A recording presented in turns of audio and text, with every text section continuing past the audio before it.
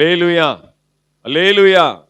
கர்த்தர் நல்லவர். கடந்த 7 மாதங்களும் ஆண்டவர் நம்மை கண்மணி போல பாதுகாத்தார். அல்லேலூயா. கண்ணின் மணி போல பாதுகாத்து இந்த புதிய மாதத்தை காணும்படியான கிருபை ஆண்டவர் நமக்கு கொடுத்திருக்கிறார். இந்த 8வது மாதத்தை ஆண்டவர் தேவ அன்பை நினைவில் கொள்ளும் மாதம். ஆண்டவருடைய அன்பை நம்ம என்ன பண்ணணும்? நினைவில் சுமக்கணும், சிந்தையில நினைவில் சுமக்கணும். அவருடைய அன்பை புரிந்து கொள்வதற்கு முயற்சி எடுத்து கொண்டே இருக்கணும். அவருடைய அன்பை மாத்திரம் நாம் சரியா புரிஞ்சுக்கிட்டோம்னா போதும், வெளிச்சம் வந்துடும். வெளிச்சத்தை தேட தேட இருள் விலகிவிடும். அவருடைய அன்பிலே மகா பெரிய வெளிச்சம் இருக்கிறது. அல்லேலூயா. அதனால அவருடைய அன்பை நாம் தேடுவதற்கு இந்த மாதத்துல நாம் முயற்சிகளை எடுக்க வேண்டும். வாசிங்க இந்த மாதத்தினுடைய வாக்குத்தத்த வசனம் ஏசாயா 49:15. ஏசாயா 49:15. ஸ்திரீயானவள் தன் கர்ப்பத்தின் பிள்ளைக்கு இறங்காமல் தன் பாலகனை மறப்பாளோ? அவர்கள் மறந்தாலும் நான் உன்னை மறப்பதில்லை. பாருங்க, ஸ்திரீயானவள் தன் கர்ப்பத்தின் பிள்ளைக்கு இறங்காமல் தன் பாலகனை மறப்பாளோ அப்படின்னு அர்த்தம். வாய்ப்பே இல்ல, மறக்கவே மாட்டா. பெத்த தாய் தன்னுடைய கர்ப்பத்தின் கனியாகிய பிள்ளையை மறக்கவே மாட்டாள் அப்படின்னு இன்டைரக்டா ஆண்டவர் சொல்லிட்டு இருந்தாலும் அவர்கள் மறந்தாலும் நான் உன்னை மறப்பதில்லை. ஒருவேளை அப்படி பெற்ற தாய் கூட பிள்ளையை மறந்தாலும் நான் உன்னை மறப்பதில்லை அப்படின்னு சொல்லி ஆண்டவர் வாக்கு பண்ணுகிறார். அல்லேலூயா. மதுரையிலிருந்து நான் கார்ல திரும்பி தனியா வந்து கொண்டிருக்கிறேன். மாமனார் மாமியாரை போன வாரம் விட்டுட்டு நான் ரிட்டர்ன் கார்ல வந்து கொண்டிருக்கும் பொழுது அப்ப இந்த வாக்கு தத்தம் என்ன அப்படின்னு சொல்லி அப்படியே செபித்து கொண்டே நான் வருகிறேன். அல்லேலூயா. ஆண்டவரே, எனக்கு இந்த மாசத்துல பிறந்த நாள் பெருசா ஒன்றும் இல்லை, எனக்கு ஒரு வாக்குத்தத்தம் வேணும், எனக்கு ஒரு திருப்தியான ஒரு வாக்குத்தத்தம் வேணும் அப்படின்னு சொல்லி நான் செபித்து கொண்டே அப்படியே தியானித்து கொண்டே வருகிறேன். அப்போ பாட்டு ஓடிக்கிட்டே இருக்கு. பாட்டு ஓடிக்கிட்டே இருக்கும்போது திடீர் இந்த பாட்டு உள்ள வந்துச்சு. தாயினும் மேலானவர், தாயினும் மேலானவர் அப்படின்னு வந்திருக்குது. தாய், அதாவது இந்த பாட்டை அப்படியே ரிப்பீட்டா அப்படியே நான் தியானித்து கொண்டே இருக்கிறேன். அப்பதான் ஆண்டவர் இந்த வசனத்தை எனக்கு ஞாபகப்படுத்தினார். அல்லேலூயா. ஏன் தாயினும் மேலானவர் அப்படின்றது எனக்கு அது உரித்தாகும் அப்படின்னா, எங்க வீட்டுல மொத்தம் 5 பேர். நான் வந்து கடைசி பிள்ளை. அல்லேலூயா. 4வதுக்கும் 5வதுக்கும் கேப் பார்த்தீங்கன்னா 5 வருஷம். அந்த காலத்துல எல்லாம் வருஷத்துக்கு ஒன்று பெத்து போடுவாங்க. மற்ற 4 பேருக்கு பார்த்தீங்கன்னா 1 வருஷம் தான் கேப், மிஞ்சி போனா 1.5 வருஷம் 2 வருஷம் அப்படிதான் கேப். ஆனா என்னுடைய சின்ன அண்ணனுக்கும் எனக்கும் பார்த்தீங்கன்னா 5 வருஷம் இடைவெளி. எங்க அம்மா சொல்லுவாங்க, நீ வர வேண்டிய ஆளே இல்லை, நீ பிறக்க வேண்டிய ஆளே இல்லை, நாங்க உன்னைய பிளான் பண்ணவே இல்லை, நீ எப்படி வந்தேன்னே தெரியல. பாருங்க, தாயினும் மேலானவர். அல்லேலூயா. என்னுடைய தாய் தன்னுடைய கர்ப்பத்தில எனக்கு இடம் கொடுக்க அவங்க திட்டமிடவில்லை. ஆனால் அனாதி தேவனுடைய திட்டம் நான் பிறக்க வேண்டும் என்பது. அல்லேலூயா. கர்ப்பத்தில எனக்கு இடம் கொடுக்க அவர்கள் தயங்கினார்கள். ஆனால் தேவனுடைய அனாதி சித்தம் இந்த பால்நேசன் பூமியில வர வேண்டும். அல்லேலூயா. கணேசன் வர வேண்டும் என்பது தேவனுடைய அனாதி சித்தம். சரி, பிறந்துட்டேன். பிறந்ததுக்கு அப்புறம் பாத்தீங்கன்னா, பிறந்த உடனே எங்க அம்மாவுக்கு அம்மை போட்டுருச்சு. அம்மை போட்டதுனால என்ன பண்ண முடியல, அவங்களால தாய்ப்பால் கொடுக்க முடியல. தாய்ப்பாலே நான் குடிக்கல. ஒரு சில நாட்கள் தான் நான் குடிச்சிருப்பேன், அது ரொம்ப கிடையாது. தாய்ப்பாலே நான் கொடுக்கல. இந்த 2 காரியத்தையும் நான் அப்படியே கார்ல வரும்போது நான் தியானித்து கொண்டே இருந்தேன். நீர் எவ்வளவா என்னை நேசிக்கிறீர் ஆண்டவரே. அதாவது இந்த இடத்துல வந்து நின்ன உடனே ஆண்டவர் கொடுக்கிற வசனத்தின் வெளிப்பாடு நான் சற்று கூட திட்டமிடாத ஒரு வெளிப்பாடு. அல்லேலூயா. அதை தான் நான் 2 நாளா ஸ்டேட்டஸ்ல போட்டிருக்கிறேன். தாயின் கர்ப்பப்பையினுடைய ஆழத்தை காட்டிலும் எனக்காக காயப்பட்ட அந்த உள்ளங்கையினுடைய காயத்தின் ஆழம் பெரிது. அது இங்க வந்து நின்ன உடனே வாக்குத்தத்த ஆராதனையில ஆண்டவர் வெளிப்படுத்தினார். அல்லேலூயா. அப்ப தாயின் கர்ப்பத்துல எனக்கு இடம் இல்லாத ஒரு நிலைமை இருந்தது. ஆனாலும் என் தாயின் வயிற்றிலே என்னை கருவாவதற்கு முன்பாகவே அவர் அனாதி தீர்மானத்திலே அவருடைய உள்ளங்கைகளிலே அந்த காயங்களுக்குள்ளாக, அந்த கண்மலையின் பிளவுகளுக்குள்ளாக, அந்த வெடிப்புகளுக்குள்ளாக என்னை அவர் மறைத்து வைத்ததினாலே, என்னை அவர் தெரிந்து கொண்டதினாலே, தாய் உருவாவதற்கு முன்னமே என்னை தெரிந்து கொண்டபடினாலே அவருடைய சித்தம் நான் பிறக்க வேண்டும். அல்லேலூயா. நான் பெருமைக்காக நான் சொல்லல. நிறைய பேர் என்னோட பழகிற ஊழியக்காரங்க, ஆவிக்குரிய நபர்கள், எப்படியா உனக்கு இப்படி வசனம் வெளிப்பாடு வருது, எப்படி இந்த மாதிரி வசனத்தை வந்து நீ ஆழமா கற்றுக் கொடுக்குற, எப்படி உனக்கு வருதுன்னு நிறைய பேர் பாத்தீங்கன்னா, நான் பெருமைக்கா தேவ சமூகத்துல என்னை நான் வெகுவாய் தாழ்த்துக்கிறேன். அடுத்து சொல்லும் போது உங்களுக்கு புரியும். அல்லேலூயா. எனக்கே அது தெரியாது. எனக்கே அது இன்னைக்கு காலையில உட்கார்ந்து எழுதும் போது வித்தியாசமான காரியத்தை ஆண்டவர், நான் வேற மாதிரி அன்பை குறித்து சொல்லலாம் அப்படின்னு நினைக்கும் பொழுது ஆண்டவர் வித்தியாசமான ட்ராக்கை கொண்டு போகிறார். அல்லேலூயா. அப்ப எப்படி அப்படின்னு சொல்லி கேட்கும்போது ஆண்டவர் இந்த பாடலை பாடும் பொழுது எனக்கு அந்த உணர்வை கொடுத்தார். நீ தாய்ப்பாலே நீ குடிக்கல, உனக்கு நான் கொடுத்தது ஞானப்பால். அல்லேலூயா. நீ 26வது வயதுல தான் என்னை நீ தெரிந்து கொண்டாய். 2002 தான் நான் ரட்சிக்கப்பட்டேன். ஆனால் அதற்கு முன்பாகவே தாய்ப்பால் கூட குடிக்க முடியாத எனக்கு அவர் களங்கமில்லாத ஞானப்பால் ஆகிய திருவசனத்தை எனக்கு அப்பவே என்ன பண்ணியிருக்கிறார், கொடுத்திருக்கிறார். அல்லேலூயா. அந்த வெளிப்பாடு தான் ரத்தத்துல ஊறி ஆண்டவர் வசனத்துடைய அந்த கருக்கான ஆழங்களை, வெளிப்பாடுகளை கற்றுக் கொடுக்கிறார். அல்லேலூயா. அப்ப தாயினும் மேலான அன்பு. அதுக்காக நான் வந்து எங்க அம்மாவை நான் வந்து அண்டர் எஸ்டிமேட் பண்ணல. எங்க அம்மா என்னை அதிகமா பிறக்கிறதுக்கு தான் என்னை அனுமதிக்கலே ஒழிய எல்லாரே காட்டிலும் எங்க அம்மா என்னை தான் நேசிப்பாங்க. எல்லாருக்கும் எங்க வீட்டுல மோர், எனக்கு மட்டும்தான் தயிர் டம்ளர்ல தனியா வச்சிருப்பாங்க. யாருக்குமே நெய் கிடையாது, எனக்கு மட்டும்தான் எங்க வீட்டுல நெய். அல்லேலூயா. எனக்கு தனி ஸ்பெஷல். என்னை ரொம்ப நேசிப்பாங்க. எங்க அம்மாவுக்கு என்னை ரொம்ப பிடிக்கும். அல்லேலூயா. ஆனா என்ன சொல்ல வரேன், அப்படிப்பட்ட அந்த நேசிக்கிற தாயின் அன்பை காட்டிலும் ஆண்டவருடைய அன்பு பெரியது. எங்க அம்மா இட்லி ஊத்துனாங்கன்னா முதல்ல எனக்கு தான் வரும். ஏன்னு கேட்டீங்கன்னா, இட்லி வந்து 2 அடுக்கு இருக்கும். அந்த அடித்தட்டுல பாத்தீங்கன்னா மேல் தட்டுல வெந்து அந்த நீராவி கீழே விழுந்து அது பாத்தீங்கன்னா கொல கொலன்னு இருக்கும்.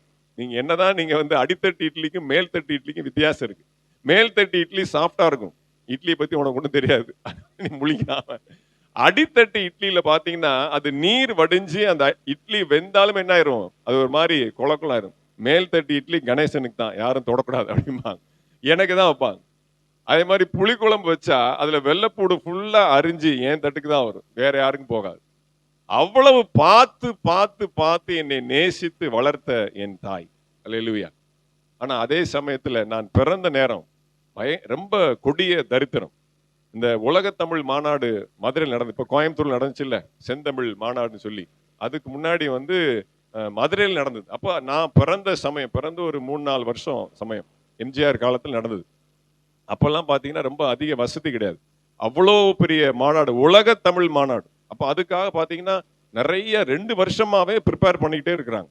அதுல வந்து பாத்தீங்கன்னா எல்லா காரையும் வந்து என்ன பண்ணிட்டாங்க, கவர்மெண்ட் வாடகைக்கு எடுத்துட்டாங்க.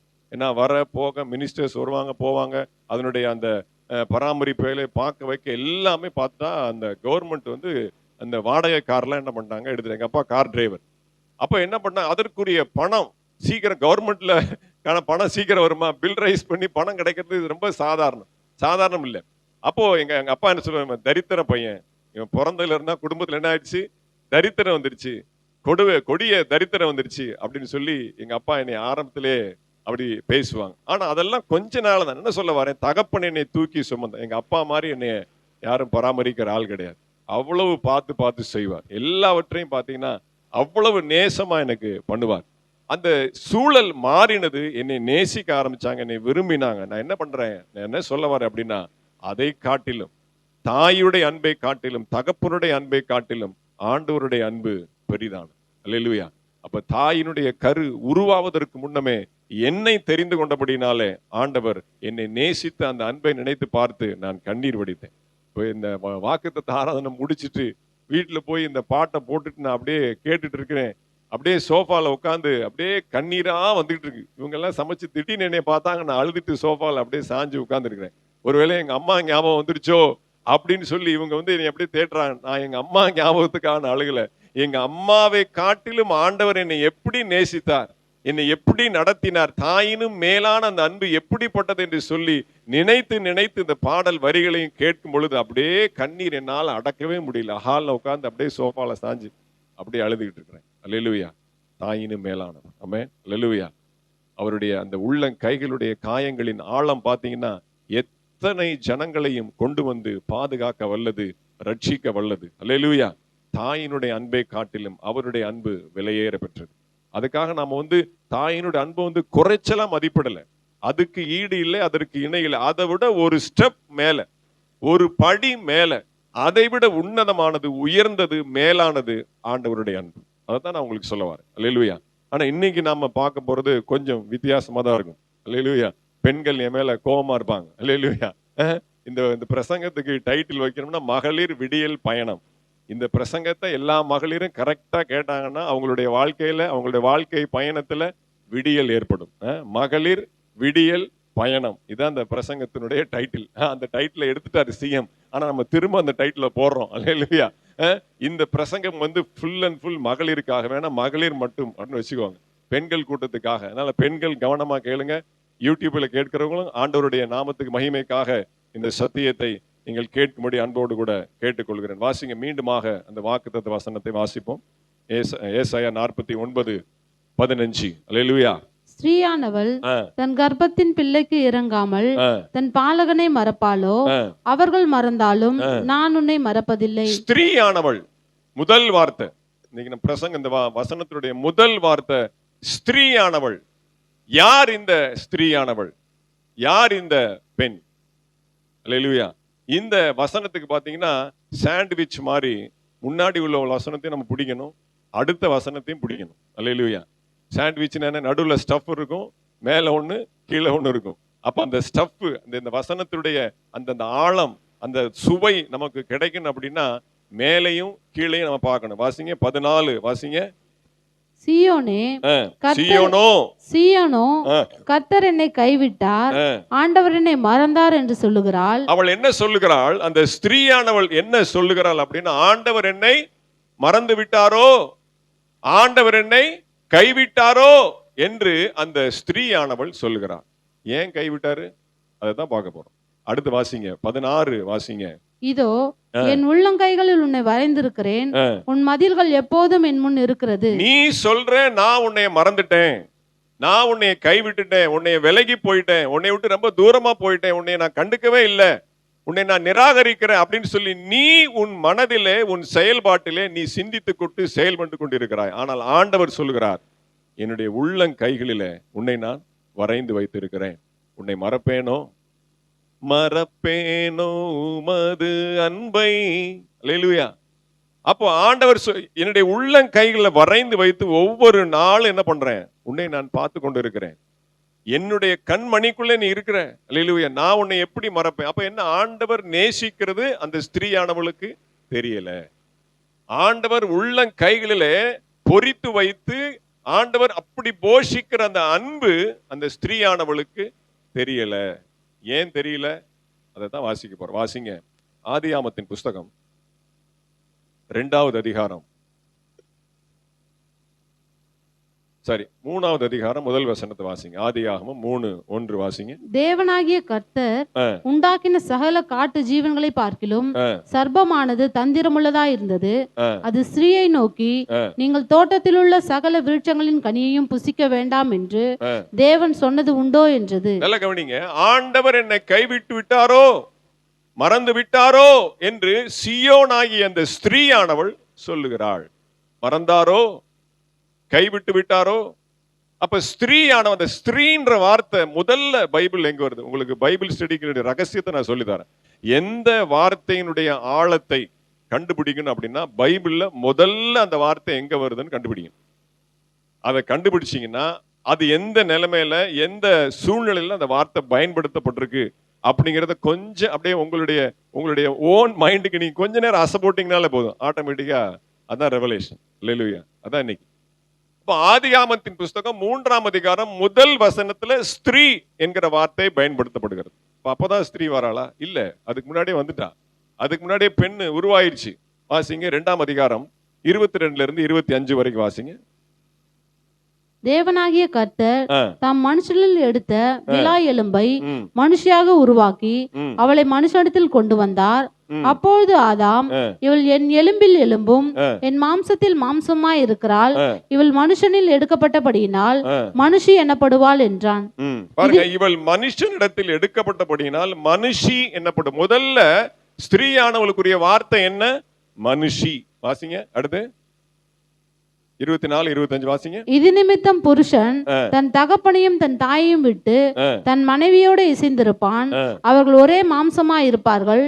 ஆதாமும் அவன் மனைவியுமாகி இருவரும் நிர்வாணிகளாய் இருந்தும் வெட்கப்படாதிருந்தார்கள். எல்லாம் கவனிங்க. 3ஆம் அதிகாரம் முதல் வசனத்துல, ஆதியாகமம் 3ஆம் அதிகாரம் முதல் வசனத்துல ஸ்திரீ என்ற வார்த்தை அறிமுகப்படுத்தப்படுகிறது. ஆனால் அதற்கு முன்பாக ஸ்திரீக்கு என்ன பேர் அப்படின்னா மனுஷி. ஆனா இங்கிலீஷ் பைபிள்ல 2 உமன் அப்படின்னு தான் போட்டிருக்கு. தமிழ் லாங்குவேஜ் அவ்வளவு சூப்பர். யாம் பெற்ற மொழிகளிலே, யாம் கற்ற மொழிகளே தமிழ் மொழி போல ஒரு நல்ல இனிதான மொழி கிடையாது. அல்லேலூயா. எனக்கு சரியா சொல்ல தெரியல. அல்லேலூயா. அவ்வளவு பியூட்டிஃபுல் லாங்குவேஜ் தமிழ் லாங்குவேஜ். அல்லேலூயா. ஆனா இங்கிலீஷ் பாத்தீங்கன்னா ஸ்திரீக்கும் உமன் தான் போட்டிருக்கு, மனுஷிக்கும் உமன் தான் போட்டிருக்கு. அல்லேலூயா. அவள் மனுஷனிலிருந்து எடுக்கப்பட்டபடியினால் அவள் மனுஷி என்னப்படுவாள் அப்படின்னு சொல்லி என்ன பண்றான், ஆதாம் பேர் வைக்கிறான். அந்த மனுஷி அடுத்து என்ன ஆகிறான், மனைவியாக மாறுகிறாள். அடுத்து என்னப்படுது, ஸ்திரீயாக மாறுகிறது. எப்ப ஸ்திரீயாக மாறுகிறது, சர்ப்பத்தோடு உறவு வைக்கும் போது ஸ்திரீயாக மாறுகிறது. அல்லேலூயா.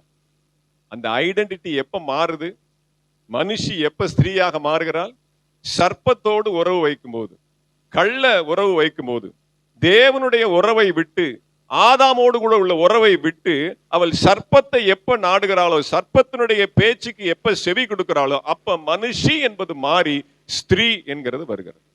அல்லேலூயா. கொஞ்சம் கஷ்டமா இருக்கும் இல்லையா? பிரைஸ் எல்லாம். ஆனா வசனம் அப்படிதான் சொல்லுது. ஏன் தொடர்ந்து மனுஷின்ற வார்த்தையை பயன்படுத்தப்படல? அல்லேலூயா. அப்ப அதுக்கப்புறம் எல்லாம் பாத்தீங்கன்னா ஸ்திரீ ஸ்திரீ அப்படிதான் வருது. அப்போ மனுஷி என்று சொல்லப்பட்ட அந்த வார்த்தை எப்பொழுது ஸ்திரீ என்று மாறுகிறது என்று சொன்னால், பகலின் குளிர்ச்சியான வேளையில ஆதாமோடு கூட உலா வந்த கர்த்தர் அந்த தேவ பிரசன்னத்தை விட்டு விலகி அவருடைய வரவை எதிர்பார்த்து இருக்காமல், இன்னைக்கு சர்ப்பம் வந்து என்ன சொல்ல போகுது, ஒரே நாள்ல ஏவாள சர்ப்பம் கவுக்கல. அல்லேலூயா.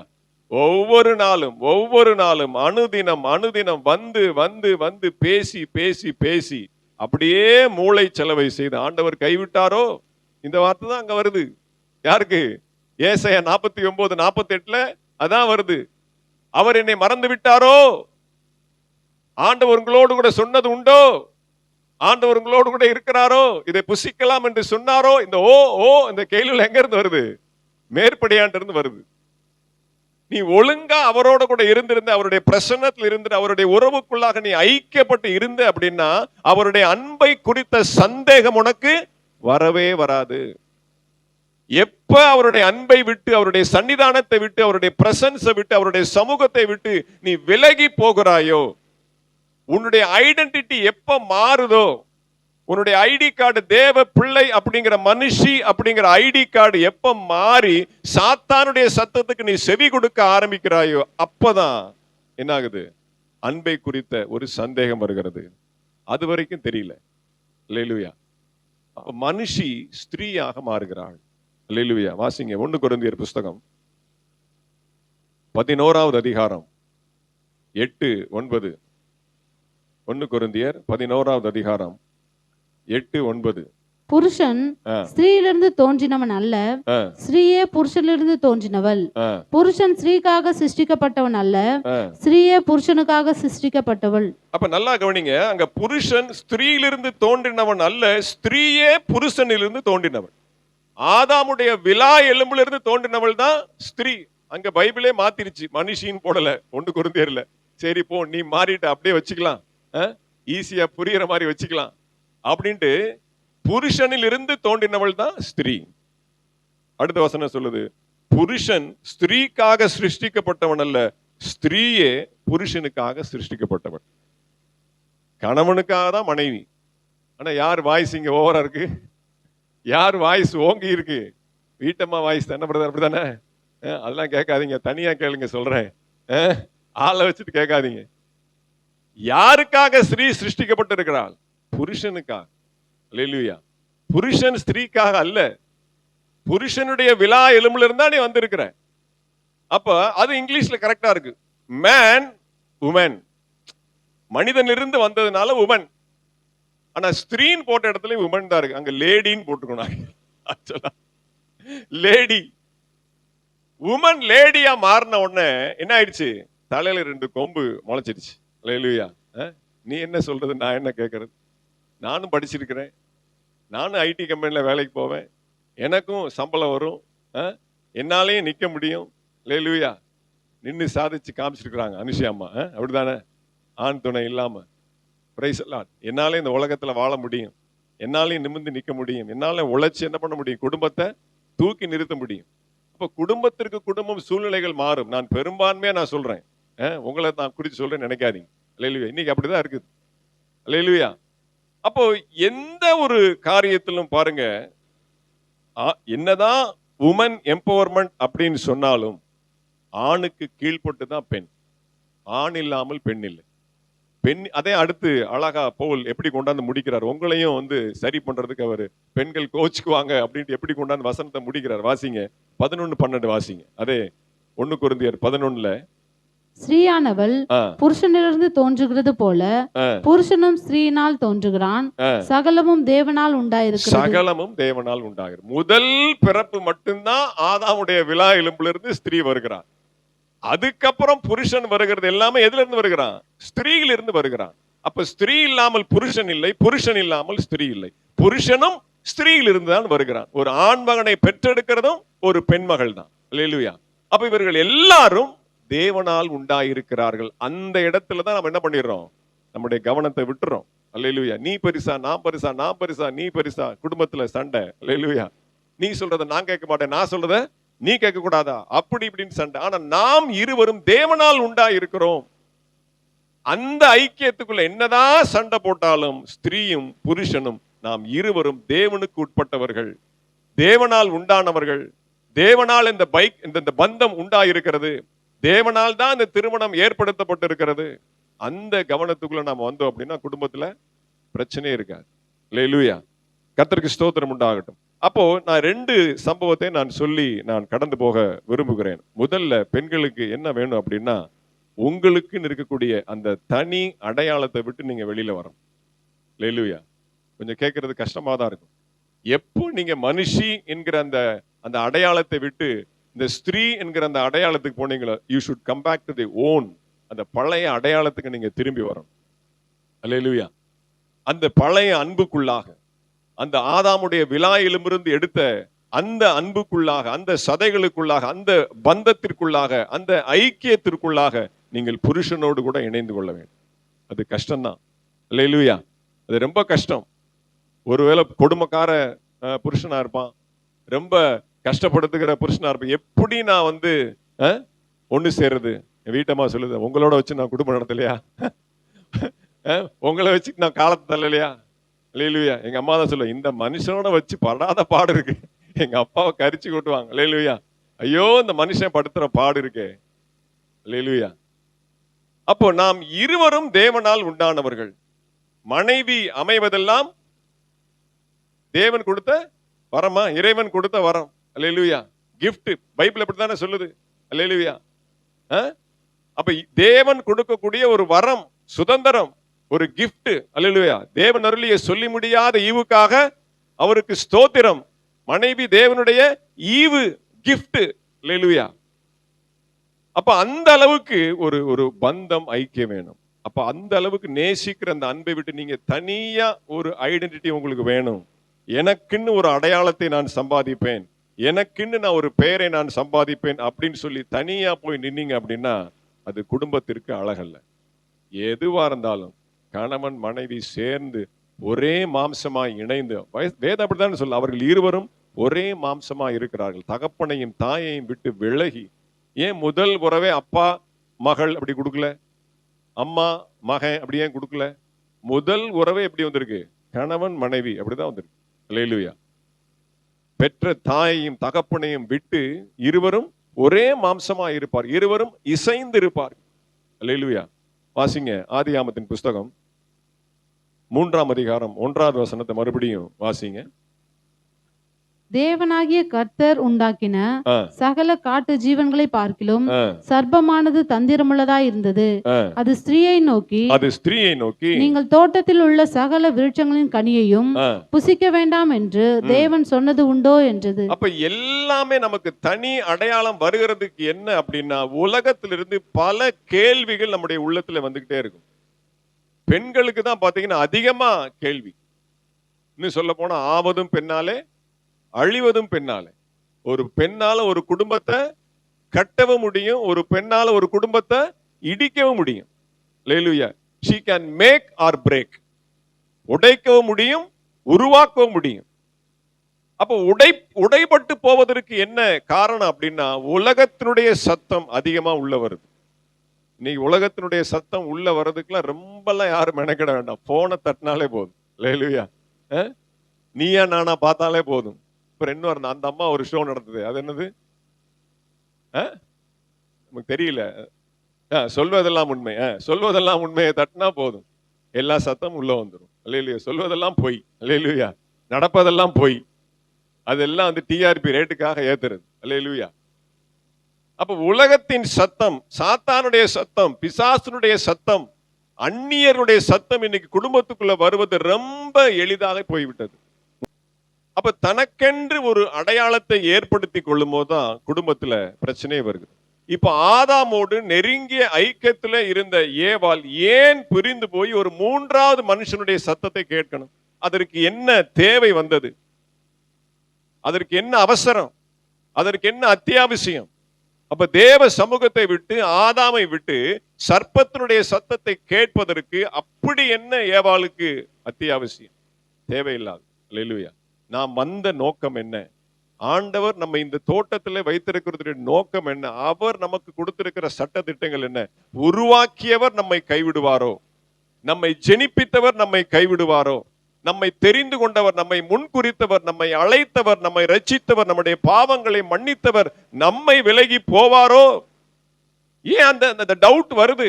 48 வசனம், சீயோனோ கர்த்தர் என்னை கைவிட்டாரோ, என்னை விட்டு விலகி விட்டாரோ? ஏன் அந்த ஸ்திரீயானவர்கள் அந்த ஆதியில உள்ள அந்த உறவு, அல்லேலூயா, அந்த விலகி போறது காரணமே நீதான். அவர் கைவிட்டாரோ அப்படின்ற குழப்பம் வர்றது காரணமே நீதான். நீ ஒரு பக்க விளைவு, சைடு ஸ்டாண்ட். அல்லேலூயா. வண்டி போயிட்டே இருக்கு, சைடு ஸ்டாண்ட் போட்டா என்ன ஆகும்? வண்டி டேர்னிங்ல சைடு ஸ்டாண்ட் தட்டி வண்டி கீழே விழுந்துரும். அல்லேலூயா. அப்போ ஒரு பக்க உறவை ஏற்படுத்தும் பொழுதுதான் அந்த சந்தேகம், அந்த குழப்பம்லாம் வருது. வாசிங்க லூக்கா புஸ்தகம் 7வது அதிகாரம் 37வது வசனம். லூக்கா 7:37. அப்பொழுது அந்த ஊரிலிருந்த பாவியாகிய ஒரு ஸ்திரீ அவர் பரிசேயன் வீட்டிலே பந்தி இருக்கிறதை அறிந்து ஒரு பரணியில் பரிமள தைலம் கொண்டு வந்து. நல்ல கவனிங்க, அந்த ஊரில பாவியாகிய ஒரு ஸ்திரீ. இப்ப இந்த ஸ்திரீக்கு என்ன ஒரு அட்ஜெக்டிவ், என்ன உரிச்சொல் வேதம் கொடுக்கிறது? பாவியாகிய ஸ்திரீ. ஏன் வெறுமனே ஸ்திரீன்னு சொன்னா பத்தாதா? அப்ப இந்த பாவியாகிய ஸ்திரீன்ற அந்த உரிச்சொல், அந்த அட்ஜெக்டிவ் எப்படி வந்தது? அவனோட தொடர்பு வச்சதுனால. ஆதியாகமம் 3:1 வந்த தொடர்பு லூக்கா 7:37 வரைக்கும் தொடருது. அல்லேலூயா. எவ்வளோ லாங் ஜேர்னி பாத்தீங்களா? எவ்வளோ நீடிய பயணம் பாருங்க. அந்த பயணத்தை துண்டித்து விடியல் பயணத்துக்கு நீங்க வரணும்னா அந்த பிரசங்கத்தை கேட்கணும், கீழ்ப்படியணும். அல்லேலூயா.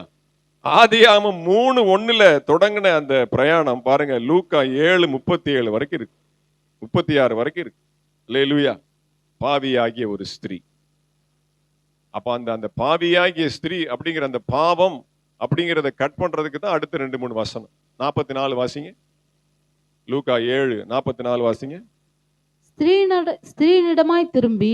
வேதம் 36 என்ன சொல்லுது? 37 என்ன சொல்லுது? பாவியாகிய ஸ்திரீ அப்படின்னு சொல்லுது. அந்த சகோதரிக்கு வேசி பட்டத்தை வேதம், அவளுடைய வாழ்க்கை அப்படி இருக்கு. சர்ப்பத்தோடு உறவு இருக்கு, அந்நியனோடு உறவு இருக்கு, கள்ள உறவு இருக்கு, சர்ப்பத்தோடு உறவு இருக்கு. அல்லேலூயா. அதான் பாவியாகிய ஸ்திரீ அந்த ஊரிலே ஒருத்தி இருந்தாள் அப்படின்னு அறிமுகப்படுத்துது வேதம் அந்த பெண்மணியை. ஆனா அதே பெண்மணியை 44வது வசனத்துல வேதம் எப்படி மாற்றுது? அந்த இடத்துல பாவி அந்த வார்த்தை கட்டாயிருச்சு. ஸ்திரீனிடமாக திரும்பி. ஏன் பாவியாகிய ஸ்திரீனிடமாய் திரும்பி அப்படின்னு போட்டிருக்கணும்? ஏன் அந்த இடத்துல பாவம் வரல? ஏன்னா ஒப்பு கொடுத்துட்டா. கண்ணீரை வடிச்சு தலைமையரை கொண்டு தொடச்சி பரிமள தைலத்தை பூசி அவரோடு கூட அடக்கம் பண்ணப்படுவதற்கு ஒப்பனையாக எல்லா காரியத்தையும் செஞ்சு முடிச்சிட்டான். தன்னுடைய வாழ்க்கையை இயேசுவோடு கூட ஐக்கியப்படுத்தி கொண்டாள். இழந்த உறவை, ஆதியில ஏதேன் தோட்டத்தில இழந்த அந்த உறவை மீண்டுமாக அவள் புதுப்பித்துக் கொள்கிறாள். அல்லேலூயா. ஆவதும் பெண்ணாலே, அழிவதும் பெண்ணாலே. அப்படின்னா இந்த உலகம் கெட்டதும் பெண்ணாலே, இந்த உலகம் கட்டுவிக்கப்படுவதும் பெண்ணாலே. எப்படின்னா ஏவாளால தான் என்ன பண்ணுச்சு, ஏதேனை விட்டு போகக்கூடிய நிலைமை வந்துச்சு. அல்லேலூயா. ஆனால் அதே தான் இப்ப சபையாகிய ஸ்திரீ. இப்ப ஸ்திரீன்னு என்னது? சபை. அல்லேலூயா. மணவாட்டி சபை. இப்ப மணவாளனாகிய கிறிஸ்துவோடு கூட போறது யாரு? மணவாட்டி சபை. அப்ப இந்த மணவாட்டி சபையாகிய இந்த ஸ்திரீக்குள்ளாக, இந்த மணவாட்டிக்குள்ளாக, இந்த சபை ஐக்கியத்துக்குள்ளாக யார் வாராங்களோ அவங்க தான் என்ன பண்ண முடியும்? தேவனோடு கூட போய் சேர முடியும். அப்ப ஆதியில தேவனோடு கூட உள்ள அன்பை துண்டிப்பதற்கு காரணமா இருந்தது ஒரு பெண்மணி, ஒரு ஸ்திரீ. மீண்டுமாக ஆதி தேவனுடைய அன்போடு கூட அந்த ஐக்கியத்திலே அந்த உறவோடு கூட மீண்டும் சேர்ப்பதற்கு துணையா இருப்பது யாரு? மணவாட்டி சபையாகிய ஸ்திரீ. அல்லேலூயா. அப்ப சபைக்குள்ள இருக்கிறது எவ்வளவு முக்கியம் உங்களுக்கு தெரியுதா? அப்போ அல்லேலூயா. சபை ஆராதிப்பது, சபை கூட்டத்துக்கு வருவது, சபையோடு ஐக்கியப்படுவது, போதகரோடு ஐக்கியப்படுவது, சபை கூட்டங்கள்ல, உபவாச கூட்டங்கள்ல, ஆராதனைகளை சரியா கவனமாய் கலந்து கொள்ள வேண்டியது எவ்வளவு அவசியம். அப்ப இந்த பகலின் குளிர்ச்சியான வேளையில தேவ பிரசன்னத்தை விட்டு விலகினதுனாலதான் பாவியாகிய ஸ்திரீயாக மாறிட்டார். அல்லேலூயா. மீண்டுமாக அவருடைய பாதத்திலே விழுந்து கதறி அழுது செபித்து ஒப்பு கொடுத்து அவரோடு கூட ஒப்புரவாகி அந்த பாவியாகிய ஸ்திரீயாக மாறின பிறகுதான் அவள் என்ன பண்றா? பரிசுத்தம் அடைகிறாள். மணவாட்டி சபையோடு கூட அவள் சேர்த்து கொள்ளப்படுகிறாள். அல்லேலூயா. அவதான் எடுத்துக்கொள்ளப்படுகிறாள் கரை திரையற்ற சபையா.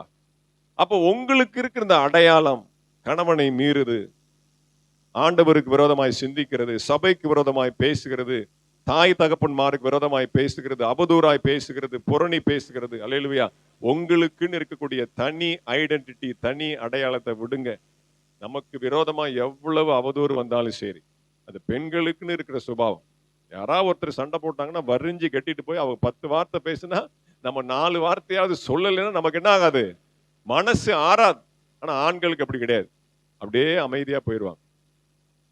முத்துக்குமார் கல்யாண பிரச்சனையில அமுதாக்கு அப்படித்தான் வந்துச்சு. அவ்வளோ டென்ஷன்.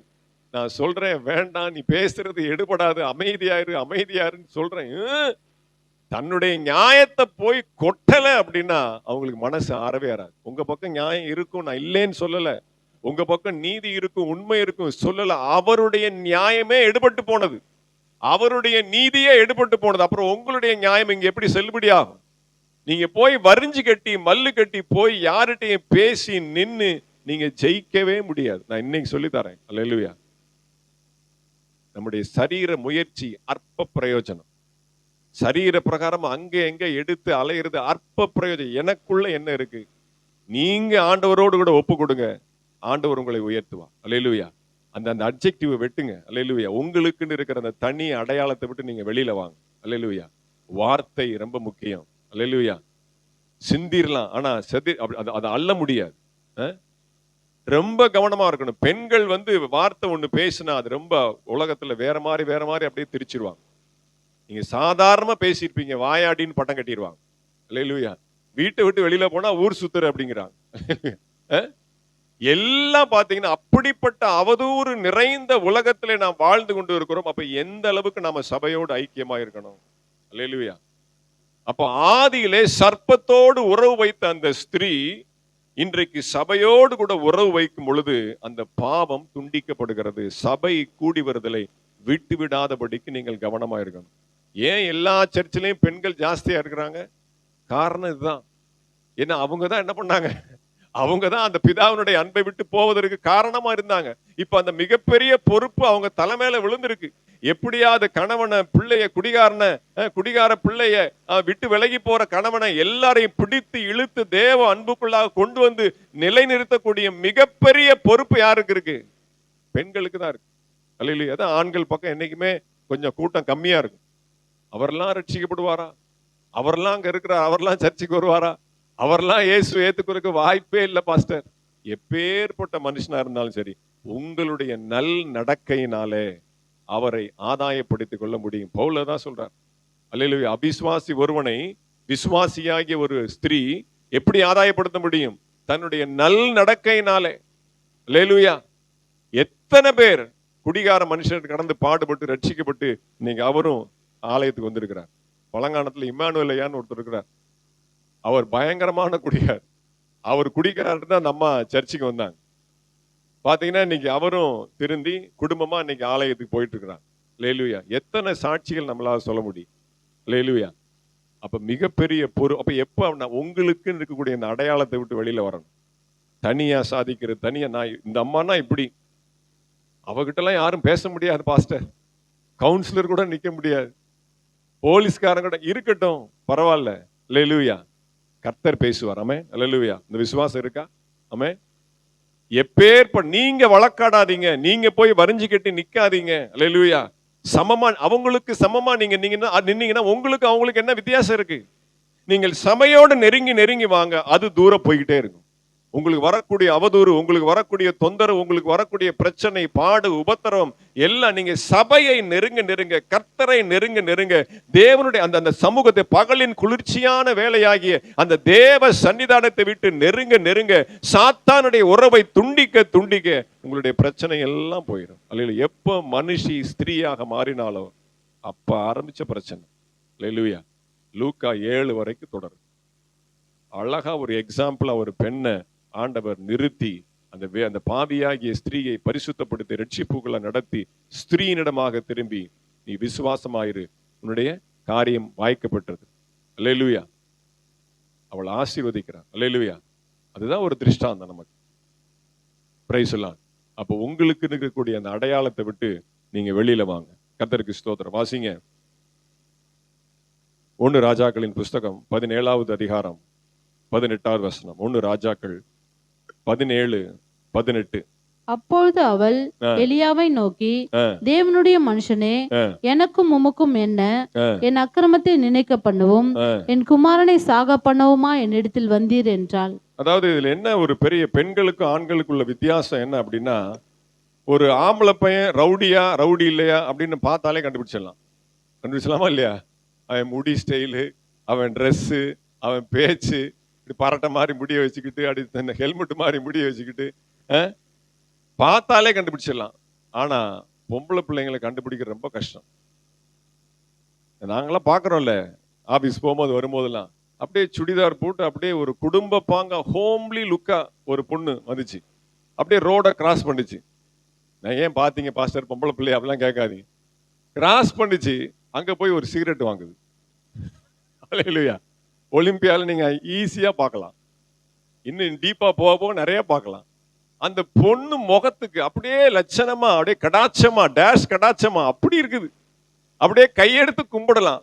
ஆனா அங்க போய் கிராஸ் பண்ணி பசங்களோட இருந்து சிகரெட் வாங்கி தம் அடிச்சிட்டு. அல்லேலூயா. ஆறும் அது ஆழம் இல்ல, அது சேரும் கடலும் ஆழம் இல்ல, ஆழம் எது ஐயா? பொம்பளை மனசு தானே ஐயா. ராகத்தோட நீங்களே பாடிங்க. ஆறு அது ஆழம் இல்ல, அது சேரும் கடலும் ஆழம் இல்ல, ஆழம் எது ஐயா? பொம்பளை மனசு தான் ஐயா. கண்டுபிடிக்க முடியாது. பொம்பளை மனசுடைய ஆழத்தை, பெண்ணுடைய ஆழத்தை கண்டுபிடிக்கவே முடியாது. நல்லதா கெட்டதா, குணசாலியான ஸ்திரீயை கண்டுபிடிப்பவன் யார்? அப்படிதான் பைபிள் இருக்கு. நல்ல மாப்பிள்ளையை கண்டுபிடிப்பவன் யார் அப்படின்னு போடல. நல்ல பெண்மணி இன்னைக்கு கண்டுபிடிக்கிறது கஷ்டம். அன்னைக்கே நீதிமொழி 31 ஆவியான எழுதி வச்சுட்டாரு, குணசாலியான ஸ்திரீயை கண்டுபிடிப்பவன் யார்? அல்லேலூயா. ஸ்திரீயானவள். அல்லேலூயா. ஒரு ஸ்திரீயால ஒரு குடும்பத்தை கெட்டவும் முடியும், ஒரு ஸ்திரீயால குடும்பத்தை கெடுக்கவும் முடியும், நிர்மூலமாக்க முடியும். எவ்வளவு பாக்குறோம் யூடியூப்ல, எவ்வளவு செய்திகள் பாக்குறோம். அல்லேலூயா. கள்ள உறவு, கள்ள காதலன், அது இதுன்னு பெத்த குழந்தை, அந்த வசனம் நிறைவேறுதா இல்லையா? பெத்த பிள்ளையவே கொலை செய்கிற எத்தனை தாய்மார்களை பார்க்கிறோம். கொடிய காலம். இப்ப வசனம் பாருங்க, 1 ராஜாக்கள் 17:8 அவ சொல்றா, என் அக்கிரமத்தை நினைக்க பண்ணவும். இப்ப நம்ம நினைச்சிட்டு இருக்கோம் சாரிபாத் விதவை அப்படியே பவ்யமான விதவை, நல்ல பெண்ணு, அவளே பாவம் புருஷனை விட்டுட்டு ஒரு பிள்ளைய வச்சுட்டு கஷ்டப்படுறா. நல்ல வேலைப்பா எலியா பாஸ்டர் அந்த வீட்டுக்குள்ள போனாரு, அந்த குடும்பத்தை காப்பாத்தினாரு. சாரி பார்த்து விதவை வீட்டுக்கு ஆண்டவர் நல்ல வேலையா எலியாவை அனுப்பிச்சு வச்சாரு. இல்லாட்டி அவ தற்கொலை பண்ணி அந்த குடும்பமே செத்து போயிருக்கும், அந்த வாரிசே அழிஞ்சு போயிருக்கும் அப்படின்னு உச்சி கொட்டுறோம், அப்படின்னு பரிதாபப்படுறோம். ஆனா அவ சொல்றா, அந்த பெத்த பிள்ளைக்கு வியாதி வந்தோடனே சொல்றா, ஆண்டவரே என் அக்கிரமத்தை நினைக்க பண்ணவோ இப்படி செய்தீர். அப்ப என்ன இருக்கு? அவளுக்குள்ள ஏதோ ஒரு அக்கிரமம் ஒளிஞ்சிட்டு இருக்கு. நாம எப்படி பாக்குறோம்? அவ ஒரு விதவை, அவர் அப்பாவி, ஒரு பிள்ளைய வச்சுட்டு கஷ்டப்படுறா, பொழப்பு தெரியாம கஷ்டப்படுறா, அவ தனியா இருக்கிறா, யாருக்கு தெரியும்? அவளுக்குள்ள ஒரு அக்கிரமம் இருக்கு. அதை ஆண்டவர் வெளியில கொண்டு வரார். அந்த ஐடென்டிட்டியை உடைக்கிறார், அந்த அடையாளத்தை உடைக்கிறார். உனக்குள்ள பதுங்கி கிடக்கிற அந்த களிம்பாய் காலம் காலமாய் அப்படியே உடைந்து கிடக்கிற அந்த அந்த அந்த களிம்பை ஆண்டவர் உடைச்சு வெளியில கொண்டு வரார். மகனுக்குன்னு ஒரு கஷ்டம் அப்படின்னு வந்த உடனே பாருங்க, அந்த அக்கிரமம் வெளியில வருது, அப்படியே பிதுங்கிக்கிட்டு வெளியில வருது, அப்படியே ஃபோர்ஸ் அப்படியே தண்ணி அடிச்சு வெளில வந்த மாதிரி. என் அக்கிரமத்தை நினைக்க பண்ணவோ என் பிள்ளைக்கு இப்படிப்பட்ட கஷ்டத்தை கொடுத்துருக்கீங்க ஆண்டவரே அப்படின்னு சொல்லி ஆண்டவரோட ஒப்புரவாயி அந்த அடையாளத்தை விட்டு வெளியில வந்தோடனே அவன் உயிர் பிழைக்கிறான். எலியா கையில நாங்க ஒண்ணும் இல்லை. எலியா மேல விழுகிறாரு, எந்திரிக்கிறாரு, என்னமோ பண்றாரு. எலியா கையில எல்லாம் ஒண்ணும் இல்லை. எலியா ஜஸ்ட் a டூல். நீங்க உங்க பாவத்தை விட்டு அக்கிரமத்தை விட்டு வெளியில வாங்க, உங்கள் குடும்பம் தழைக்கும், உங்களுடைய சரீரம் பிழைக்கும், உங்களுடைய வியாதி எல்லாம் நீங்கும். அல்லேலூயா. நீங்கள் சுகமாயிருப்பீர்கள். அல்லேலூயா. இதேதான் இன்னொரு வசனம் வாசிங்க. 1 சாமுவேல் புஸ்தகம் 1வது அதிகாரம் 5வது வசனம். நம்ம ஏற்கனவே வாசித்ததா. 1 சாமுவேல் 1:5 வாசிங்க.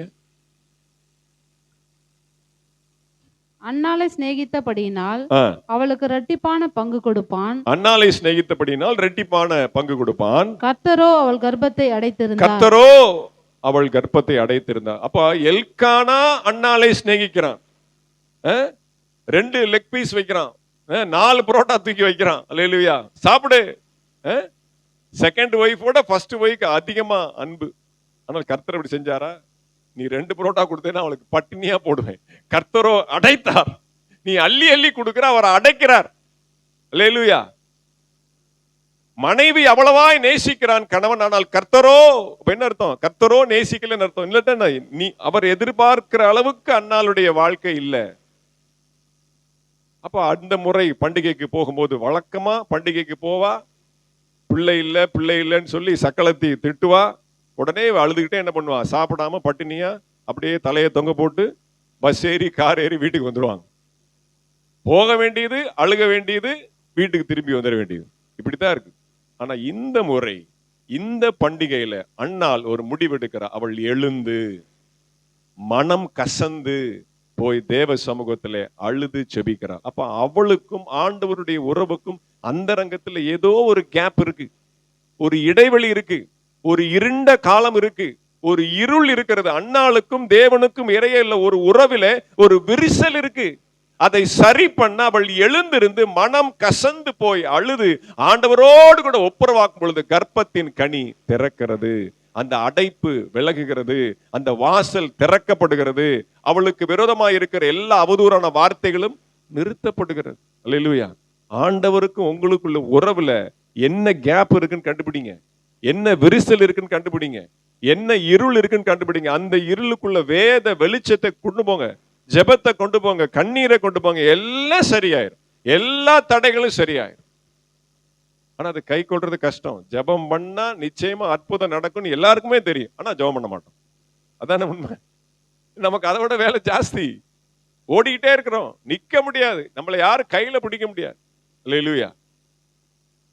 அப்ப அண்ணால பார்த்தா நமக்கு எப்படி தெரியுது? பாவம் பாரு, சக்களத்திட்ட படுற பாடு பாரு. பிள்ளை இல்லாம அவ என்ன வசப்பாத்து என்ன வை வாங்கிட்டு இருக்கிறா. நமக்கு வெளி தோற்றமா அண்ணால பார்த்தா என்ன தெரியுது? அவ அப்ராணி, பிள்ளை இல்லாதவோ, மலடி, குடும்பத்துல கஷ்டப்படுறா, மாமியார் பேச்ச கேட்கிறா, சக்களத்தி பேச்ச கேட்கிறா. எல்லாம் நமக்கு என்னது? வெளி தோற்றத்துல நமக்கு எப்படி தெரியுது? நல்லவ மாதிரி தெரியுது. நல்லவதா இல்லைன்னு சொல்லலாம். ஆனா ஆண்டவர் எதிர்பார்க்கிற ஒரு நல்ல குணத்துல ஏதோ ஒரு குறை.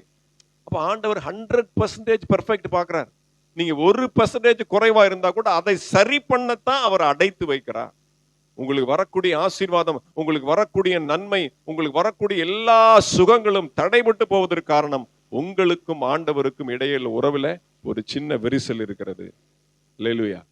வாசிங்க லூக்கா புஸ்தகம் 1வது அதிகாரம் 36, 37. லூக்கா 1:36, 37. இன்னைக்கு கொஞ்சம் லேட்டா தான் முடியும், மன்னித்துக் கொள்ளுங்க. அல்லேலூயா. இதோ உனக்கு இனத்தாளா இருக்கிற எலிசபெத்தும் தன் முதிர் வயதில் ஒரு புத்திரனை கர்ப்பம் தரித்திருக்கிறாள். மலடி எண்ணப்பட்ட அவளுக்கு இது 6ஆம் மாதம், தேவனாலே கூடாத காரியம் ஒன்றுமில்லை என்றான். நல்லா கவனிங்க, இது நல்ல ஒரு ஆழமான சத்தியம், கொஞ்சம் கவனமா கேட்கணும். இப்ப மரியாளுக்கு தேவ தூதன் வந்து வீட்டுல இறங்கிட்டான். வாசிங்க அதையும் கூட 4:35 வாசிங்க. அதற்கு மரியாள் ஆ, தேவதூதனை நோக்கி, ஆ, இது எப்படி ஆகும்? ம், புருஷனை அறியேனே என்றால், ஆ, தேவதூதன் அவளுக்கு பிரதியுத்தரமாக, ஆ, பரிசுத்த ஆவி உன்மேல் வரும், ம், உன்னதமானவருடைய பலம் உன்மேல் நிழலிடும். ஆ, ஆதலால் ம், உன்னிடத்தில் பிறக்கும் பரிசுத்தம் உள்ளது ஆ. தேவனுடைய குமாரன் எனப்படும். அவன் அவ்வளோ எக்ஸ்பிளைன் பண்றான் தேவதூதன். மரியாள் அவ்வளோ கன்வின்ஸ் பண்றான். அம்மா, உனக்கு வரப்போறது, உனக்கு பிறக்க போறது தெய்வம், கடவுளே குழந்தையா வந்து பிறக்க போகுது, தயவு செய்து அலோ பண்ணு. அவ்வளோ எக்ஸ்பிளைன் பண்ண. நீ கர்ப்பவதியாகி ஒரு குமாரனை பெறுவாய், அவருக்கு இயேசு என்று பெயரிடுவாயாக. அவர் பெரியவராய் இருப்பார், உன்னதமானவருடைய குமாரன் எனப்படுவார். கர்த்தராகிய தேவன் அவருடைய பிதாவாகிய தாவீதின் சிங்காசனத்தை அவருக்கு கொடுப்பார். அவர் யாக்கோபின் குடும்பத்தாரை என்றென்றைக்கும் அரசாளுவார். அவருடைய ராஜ்யத்துக்கு முடிவிராது என்று இவ்வளவு பெரிய லிஸ்ட் போட்டு அவ்வளோ எக்ஸ்பிளைன் பண்றான் அந்த தேவதூதன். ஆனா அவ கேட்கிறா, மரியாள் தேவதூதன், இது எப்படி ஆகும்? அப்ப என்ன அர்த்தம்? தன்னுடைய ஐடென்டிட்டியை விட்டு வெளியில வந்து அந்த அந்த கர்ப்ப கனியை ஏற்றுக்கொள்ள அவளுக்கு மனசு இல்லை. யதார்த்தம், உண்மை. நான் வந்து தப்பு சொல்லல மரியாள. ஏன் அப்படின்னா, ஏன் நான் வந்து 36, 37 வாசிக்க சொன்னேன்னா, அங்க சொல்லப்பட்டிருக்கு பாருங்க, இதோ உனக்கு இனத்தாளாகிய எலிசபெத்தும், உன் ஜாதி பொம்பளை, உன் இனத்தாளாகிய அந்த பெண்மணி எலிசபெத்துக்கு கிழவியா இருக்கும்போது ஒரு குழந்தை ஆண்டவர் கொடுத்திருக்கிறார். அப்ப எலிசபெத் என்ன இனம்? அங்க நீங்க வாசிச்சீங்கன்னா, ஆசாரிய வகுப்பை சார்ந்தவள், ஆசாரிய கோத்திரம், லேவி கோத்திரம், பாஸ்டர் ஃபேமிலி. யாரு? எலிசபெத். அவங்களுக்கு இவங்க சொந்தக்காரங்க. எலிசபெத் இன்னும் சொல்ல போனா ஆரோனுடைய குமாரத்திகளில் ஒருத்தி. ஆசாரிய குடும்பத்திலேயே பிரதான ஆசாரியன், அந்த சீஃப் பாஸ்டர் ஆரோன், மகா பரிசுத்த ஸ்தலத்துக்குள்ளே போய் ஆராதனை செய்யக்கூடிய ஆரோனுடைய வம்சத்திலிருந்து வந்தவள் எலிசபெத். அந்த எலிசபெத்துக்கு இந்த மரியாள் இனத்தாள். புரியுதா உங்களுக்கு? மரியாள் வந்து பாஸ்டர் ஃபேமிலி, ஆசாரிய கோத்திரம், லேவி கோத்திரம். அப்ப என்ன? நான் எங்க ஃபேமிலி பாஸ்டர் ஃபேமிலி, நாங்க பரிசுத்தமானவங்க. நான் எங்க ஃபேமிலி, எங்க அப்பா பேரை சொன்னாலே ஊரெல்லாம் நடுங்கும். அவ்வளவு பயபக்திக்குரிய குடும்பம். நான் போய் கல்யாணமாகாம ஒரு பிள்ளைய வயிற்றுல சுமக்கிறதா? அந்த ஐடென்டிட்டியை இழப்பதற்கு அவளுக்கு மனம் இல்லை. அவ்வளோ விளக்குறான். ஐயா, உன்னத குமாரன் வர்றாரு, தேவ பிதாவே கொடுக்கிறாரு, அவர் பெரியவரா இருப்பார், உன்னதமானவர், உண்மையில் பரிசுத்த ஆவியின் நிலை எல்லாம் சொல்லி பார்க்கிறார். இது எப்படி? அப்ப என்ன அர்த்தம்? அந்த அடையாளத்தை, நான் பாஸ்டர் ஃபேமிலி, நாங்க பரிசுத்தமான குடும்பம், நாங்கள் உயர்ந்த குடி, மேல் குடி கோத்திரம், நாங்க எப்படி ஒரு கன்னிப்பெண் ஒரு கர்ப்பவதியாக மாறுவது என்கிற அந்த அடையாளத்தை விட்டு வெளியில வர அவளுக்கு மனமில்லை. இது யதார்த்தம், உண்மை. ஆனாலும் ஆண்டவர் தாயினும் மேலானவர் என்பதற்கு, இந்த உலகம் உனக்கு கொடுக்கிற பட்டத்தை காட்டிலும் அதை விட ஒரு மேலான ஒரு பட்டத்தை நான் உனக்கு கொடுக்க போகிறேன். நீ ஜீவனுள்ளோருக்கெல்லாம் தாயாக மாறப்போகிறாய். எல்லாரும் உன்னை கடவுளாக கும்பிடக்கூடிய ஒரு மகாபெரிய உன்னதமான உன்னை ஸ்தனத்துக்கு நான் கொண்டு போக போறேன் அப்படின்னு ஆண்டவர் சொல்றார். அல்லேலூயா. அப்ப இந்த ஒரு சின்ன காரியத்துக்கு நீ விட்டு கொடுக்கல அப்படின்னா, தேவகுமாரனை உன் கர்ப்பத்திலே சுமப்பதற்குரிய அந்த மகாபெரிய பாக்கியத்தை நீ இழந்து போவாய். அப்ப எப்ப அவ ஒத்துக்கிறா அப்படின்னா, உன் இனத்தாளாகிய எலிசபெத்துக்கு மலடியா இருக்கும் பொழுது கர்த்தர் ஒரு குழந்தையை கொடுத்தார். அடுத்து வாசிங்க, 37 வாசிங்க. இதோ உனக்கு இனத்தாளாய் இருக்கிற எலிசபெத்தும் ஆ, தன் முதிர் வயதிலே ஒரு புத்திரனை கர்ப்பம் தரித்திருக்கிறாள். ஆ, மலடி எனப்பட்ட அவளுக்கு ஆ, இது 6ஆம் மாதம், ஆ. தேவனால் கூடாத காரியம் ஒன்றுமில்லை என்றான். அதற்கு மரியாள் இதெல்லாம் சொன்ன, இவ்வளவு பெருசா சொன்ன உடனே அவளுக்கு ஏத்துக்க மனசு இல்லை. எலிசபெத்துக்கு மலடியா இருக்கும்போது ஒரு பிள்ளை, அப்ப யோசிக்கிறான், கிழவிக்கு எப்படி ஒரு பிள்ளை பிறக்கும்? 90 வயசு கிழவிக்கு எப்படி பிள்ளை பிறக்கும்? அல்லேலூயா. சரோஜா பாட்டியோட வயசானது எலிசபெத். அல்லேலூயா. அந்த கிழவிக்கு ஒரு குழந்தையை கொடுத்துட்டாருன்னு உடனே அப்ப அங்க ஐடென்டிட்டி மாறுது. அப்ப ஏதோ ஒண்ணு ஆண்டவர் செய்யறாரு. அப்ப தேவன் ஒரு உன்னதமானவர். அப்ப நம்முடைய நினைவுக்கும் சிந்தைக்கும் நம்முடைய எல்லா பிளானுக்கும் அப்பாற்பட்ட காரியத்தை செய்கிற தேவனுடைய தூதன் தான் இறங்கி இருக்கிறான். அப்ப பாருங்க, இன்னொரு எக்ஸாம்பிள் சொன்ன உடனே அதற்கு மரியாள், நான் சரண்டர் ஆகிறேன். ஆண்டவருடைய வார்த்தை எப்படியோ அடிமை, ஒப்பு கொடுக்கிறேன், உம்முடைய வார்த்தையின்படியே ஆக கடவுது. அல்லேலூயா. அப்ப இந்த ஐடென்டிட்டி வெளில வரா. அல்லேலூயா. அதைத்தான் நான் உங்களுக்கு சொல்ல வரேன். அப்ப தேவனுக்காக தேவன் ஒரு காரியத்தை செய்யும் பொழுது நீங்க ஒரு பிடிவாதத்தோட இருக்கக்கூடாது. நான் இப்படித்தான் இருப்பேன், எனக்கு இப்படித்தான், எனக்கு என்னுடைய லிமிட்டட் சர்க்கிள் இதுதான், என்னுடைய குறுகிய வட்டம் இதுதான், இதை விட்டு நான் தேவனுக்காகலாம் வெளியில வர முடியாது, என் வேலையை விட்டுட்டு நான் வர முடியாது, என் குடும்பத்தை விட்டுட்டு வர முடியாது, என்னுடைய உத்தியோகத்தை விட்டு நான் வர முடியாது, உங்களுக்கு எல்லாம் நேரம் செலவழிக்க முடியாது. அல்லேலூயா. 10:30 மணினா 10:30 மணிக்கு முடிச்சிடணும். மணி 10:40 ஆயிடுச்சு. அப்ப அத ஆண்டவருக்காக கொஞ்சம் நேரத்தையும் காலத்தையும் உங்க வைராக்கியத்தையும் உங்களுடைய அந்த பாரம்பரியத்தையும் நீங்க விட்டு வெளியில வரணும். இவ பாரம்பரியம் அது, நாங்க பாஸ்டர் ஃபேமிலி, நான் எப்படி கன்னிப்பெண் கர்ப்பவதியாக முடியாது. நோ. விட்டு வெளியில வந்தா இன்னைக்கு மரியாளை போல ஒரு பாக்கியசாலி இல்லை. அல்லேலூயா. ஒரு அம்மா வாழ்த்துது, ஏசப்பா உனக்கு முளை கொடுத்த அந்த தாய் பாக்கியவதி அப்படிங்கிறா. அல்லேலூயா. ஊரே வாழ்த்துது, ஊரே இன்னைக்கு மரியாதை தலையில வச்சுட்டு கொண்டாடுது. காரணம் யாரு? தேவகுமாரனாகிய கிறிஸ்து. அல்லேலூயா. ஏன்? அந்த அடையாளத்தை விட்டு நீ வெளியில வந்ததுனாலதான் உனக்கு அந்த பாக்கியம். அப்ப தனக்கென்று ஒரு அடையாளத்தை ஏற்படுத்தாதபடிக்கு தேவன் சொல்லும் பொழுது அதுல ஏதோ ஒரு காரியம் இருக்கு, ரகசியம் இருக்கு என்று சொல்லி ஸ்திரீயானவள் அதை விட்டு வெளியில வந்தாள். அந்த அன்பை நீங்க உணர முடியும். அவருடைய அன்பு எப்பயுமே அவுட் ஆஃப் பாக்ஸ் திங்கிங் தான். அவருடைய அன்பை நீங்க புரிந்து கொள்றது உங்களுடைய சின்ன மூளையில சின்ன புத்தியில நீங்க விளங்கிக் கொள்ளவே முடியாது. ஆகாத ஒரு காரியத்தை செய்ய சொல்லி அவர் வற்புறுத்துவார். அல்லேலூயா. நீங்க காலையில 4:45 நான் இங்க வந்துட்டேன் ஜபத்துக்கு. ஆனா எனக்கு வரக்கூடிய நிலைமை கிடையாது. ஏன்னா பியூலா இன்னைக்கு அவளுக்கு எக்ஸாம், அவ கொஞ்ச நேரத்துல அவ கிளம்பணும். அதுக்கப்புறம் லேட் ஆயிடுச்சுன்னா வேண்டாம், இங்கேயே ஜெபம் பண்ணி இங்கேயே ரெடி பண்ணி இங்க வந்து உட்கார்ந்த உடனே ஒரு ஜப குறிப்பு ஆண்டவர். நான் பொதுவா ஆராதனைக்கு காலில் ஜெபிக்கும் போது வசனத்துக்காக தான் ஜெபம் பண்ணுவேன். ஆனா உட்காரும் போது ஒரு குடும்பத்தை ஆண்டவர் ஞாபகப்படுத்தினார். என்ன ஆண்டவரே, நான் மெசேஜ் ரெடி பண்ணல, அதுக்காக தான் வந்திருக்கிறேன். இல்லை, முதல்ல இந்த குடும்பத்துக்காக ஜெபம் பண்ணணும். ஜெபம் பண்றாரு, ஒரு காரியத்தை வெளிப்படுத்துறாரு. அப்புறம் அந்த வசனத்துடைய சில காரியங்கள்லாம் ரெடி பண்ணிட்டு அப்புறம் தான் நான் வீட்டுக்கு போனேன். ஆனா நான் இங்க வரக்கூடிய ஆளே கிடையாது. ஆனா முதல்ல எழுந்த உடனே வந்த சத்தம், நீ ஆலயத்துக்கு போ, நீ ஆலயத்துல போய் ஜெபம் பண்ணு. ஆனா என்னுடைய நிலைமை அப்படி கிடையாது. அடுத்தடுத்து வேலை பாருங்க. பியூலா விட்டுட்டு வந்தேன், நம்ம அவர் ஐயர் நடந்து போனார், அவரையும் கொண்டு போய் விட்டுட்டு வந்தேன். விட்டுட்டு வரும்போதுதான் பிரதர் பார்த்தார். சரி, அவர் நமக்கு நண்பர் அப்படின்ட்டு அவர் அவசரத்துக்கு போய் அவரையும் டிராப் பண்ணிட்டு வந்தேன். இல்லையோ, நல்ல சமாரியன் வேலை தான் நம்ம இன்னைக்கு செஞ்சுட்டு வந்திருக்கோம். அப்ப அவருடைய வார்த்தைக்கு நாம கீழ்ப்படியும் பொழுது ஒரு நன்மை அங்க வைக்கிறார். அல்லேலூயா. அந்த குடும்பத்துக்கான ஒரு ரகசியத்தை இன்னைக்கு காண்பிக்கிறார் அதிகாலையில. அப்ப அந்த ஐடென்டிட்டி விட்டு வெளியில இந்த நான் இப்படித்தான் இருப்பேன் அப்படிங்கிற அந்த சுபாவத்தை விட்டு நீங்க எப்ப ஆண்டவருக்காக you are stepping one step ahead நீங்க வெளியில வாரீங்களோ அப்பதான் உங்களுக்கு ஆசீர்வாதம். அடுத்து இன்னொரு காரியம், கெட்டவும் முடியும், இடிக்கவும் முடியும். அதற்கு ஒரு உதாரணத்தை பார்த்துட்டு நம்ம முடிச்சிடலாம். யோசுவா புஸ்தகம் 2வது அதிகாரம் 17வது வசனம். யோசுவா 2:17. அப்பொழுது அந்த மனுஷர் அவளை நோக்கி, இதோ நாங்கள் தேசத்துக்குள் பிரவேசிக்கும் போது நீ இந்த சிவப்பு நூல் கயிற்றை எங்களை இறக்கிவிட்ட ஜன்னலிலே கட்டி உன் தகப்பனையும் உன் தாயையும் உன் சகோதரர்களையும் உன் தகப்பன் குடும்பத்தார் அனைவரையும் உன்னிடத்தில் உன் வீட்டிலே சேர்த்துக்கொள். நல்ல கவனிங்க. யோசுவா 2:17 அந்த தூதர்கள், அந்த வேவுக்காரங்க ராகாபை பார்த்து சொல்றாங்க. அப்ப அந்த எரிகோ பட்டணம், அந்த எரிகோ கோட்டை முழுவதுமாக இடிந்து தரைமட்டமாக மாறுவதற்கு காரணம் யாரு? ராகாப் வேசி. அல்லேலூயா. வேசியா தனியா விட்டுருங்க. அப்போ ஒரு பெண்ணால ஒரு பட்டணத்தையே இடிக்க முடியும். அல்லேலூயா. ஒரு பட்டணத்தையே காலி தூசிக்கு தூசி மண்ணுக்கு மண்ணாக மாற்ற முடியும். அது ஒரு பாயிண்ட்.